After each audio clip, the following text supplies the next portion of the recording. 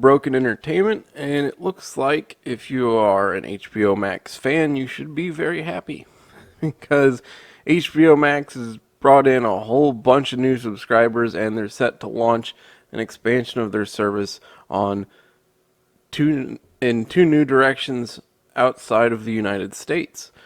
And I think a lot of this can be thanks can be sent to Godzilla. You can send your thank you letters to King Kong. You can send some thank you letters to Superman and Batman and the rest of the Justice League. And you can probably send some thank you letters to Wonder Woman because she's probably kind of sad over there after Wonder Woman 1984. But those three movies have directly resulted in additional subscribers. There's no doubt about that. There's not a whole lot else, I think, driving people to HBO Max right now. The real question is whether the new subscribers are going to continue or whether they're going to leave. That's what HBO Max has to do next, is hold on to new subscribers with better, longer-lasting content. You need shows. But let's go ahead and take a look. This is on the Financial Times. HBO Max's U.S. subscriber growth beats Netflix in first quarter. HBO has signed up 2.8 million U.S. subscribers directly to its Max streaming service in the first quarter, as blockbuster films such as Godzilla vs. Kong attracted Americans to the challenger to Netflix. The company had 9.7 million retail subscribers to HBO Max by the end of March, compared with 6.9 million at the end of 2020. This does not include people who have access to Warner Media-owned service for free through their cable subscription. The additions were well ahead of those of Netflix, which lured only 450,000 new subscribers in the US and Canada in the same period, fueling concerns that streaming giant has been hit by increasing competition in the market it pioneered. It has. Also, people are kind of disgusted with some of the things Netflix has put on their service. Cuties, for example. Just saying. So people have been looking for some alternatives. And you have Netflix coming out with shows and such, and that's fine. But you have HBO Max with all these awesome movies. And you have Disney Plus, who's got some shows that people are interested in. And, it's a different world than what Netflix launched into. It just is. And Netflix has made mistakes. They've made significant mistakes that have pissed people off and turned people away because some of their content is really, really offensive. And not offensive like, oh my god, this is so problematic, but like actually offensive. Aforementioned movie, for example. After years of watching Netflix dominate the streaming landscape, the world's largest media and tech companies have sought to fight back with their own services. In the past year and a half, Disney, Apple, Warner Media, Comcast, and others have launched new streaming platforms as they battle for the piece of the future of entertainment. With 74 million subscribers in the US and Canada and 208 million worldwide, Netflix is the clear leader. However, the company on Tuesday warned that it expected its customer base to remain roughly flat in North America during the quarter ending in June, sparking concerns that the group has reached its peak in its largest market. Very real possibility. Investors should be concerned about Netflix subscriber growth in the US and Canada, said Michael Nathanson, analyst at MoffettNathanson. New subscriber acquisition growth feels like a significant issue. It is. Warner Media is looking to mold one of Hollywood's most valuable catalogs, spanning the Warner Brothers film and television studios, the HBO network, and a portfolio of cable channels into a consumer-facing streaming platform to compete with Netflix.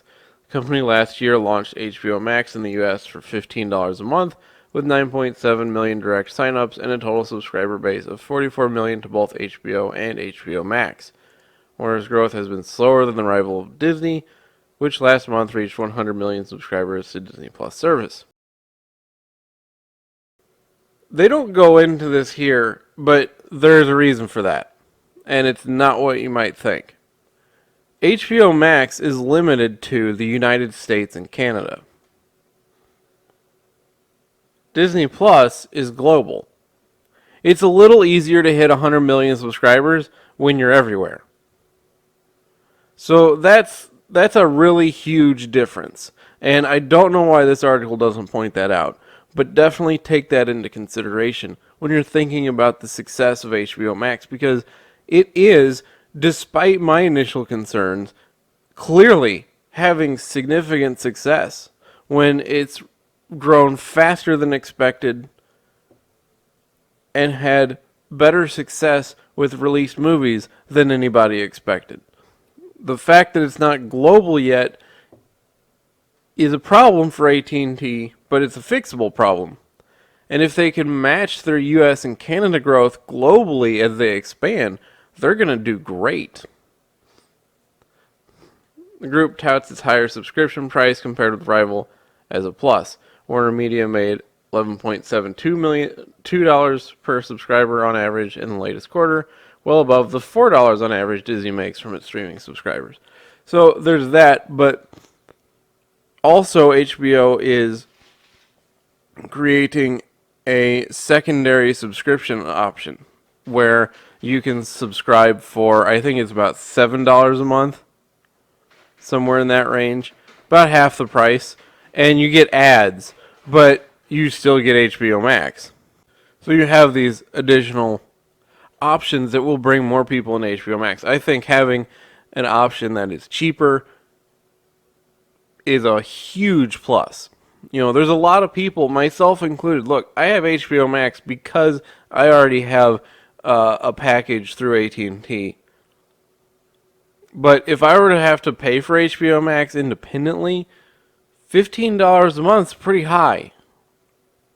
And you get to a point where you're like, okay, do I want to spend this $15 a month? And you look at the catalog at HBO Max and you're like, eh? You know, because they've got some good stuff, but it's mostly movies. And I don't subscribe to things for movies. I want to stick around because there's a TV show to watch that I can't watch somewhere else. You know, I watch a movie once, and then I go, I really like that. I'm going to go buy it. I don't watch a movie over and over again. And I'm definitely not paying $15 a month to watch a movie over and over again. So they need to get that Monarch show going that they were talking about, and they need to get a Batman and maybe a Superman show going, and get these audiences hooked that they've brought in with these movies. But that cheaper option, yes, with ads, now you don't have as hard of a decision to make. $7 a month is a far cry from $15.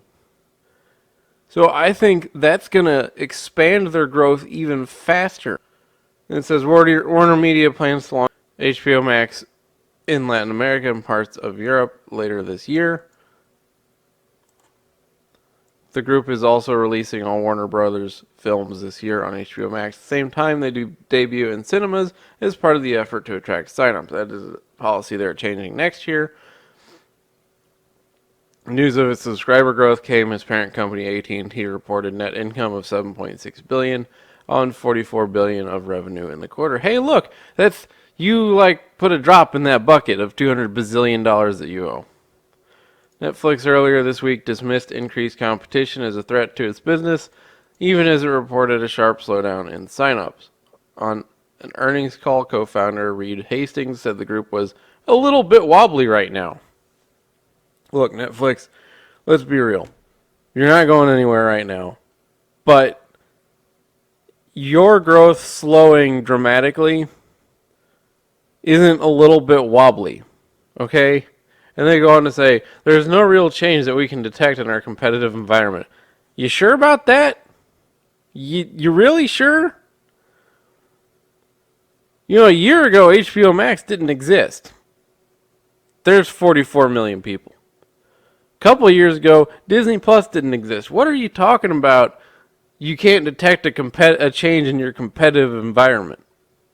You know, this is business gobbledygook. It's, Oh, we're going to tell our investors everything's hunky-dory. You know, it's the same. It's political spin. Netflix has a problem. They have two. They're named Disney Plus and HBO Max. I'm fine with that. The more competition we have, better off. Oh, and there's Amazon Prime, which isn't included in this article, but that's another streaming service. And Hulu, another streaming service. Netflix has a lot of competition, but the ones they didn't have before, HBO Max and Disney Plus, are not insignificant. You know, wait until HBO Max gets global. They're going to hit Latin America and parts of Europe later this year. Wait until they hit Asia, Japan. That little island country nobody likes to talk about because the Chinese might get offended. And other places over in Asia. You know, wait until they start hitting those markets. HBO Max, right now, they're doing everything right. And, you know, to be honest, Disney Plus is doing okay too. They've had The Mandalorian do very well. And Falcon and Winter Soldier brought some people. And WandaVision brought some people. You know, their $30 to watch a movie is stupid, but otherwise, they're doing okay too. And Netflix is over there going, don't see nothing here. Okay, Netflix. You do you. But if I'm a fan of HBO Max, I'm pretty happy. And if I'm AT&T, I'm really happy. Because HBO Max is the like, oh God, please somebody save us from our debt kind of thing. You know, HBO Max could well be the future of AT&T. Certainly the future for Warner Brothers. So let me know what you think in the comments down below. If you liked the video, please hit the like button. If you're not subscribed, please consider subscribing. Hit the bell for notifications, and I will see you next time.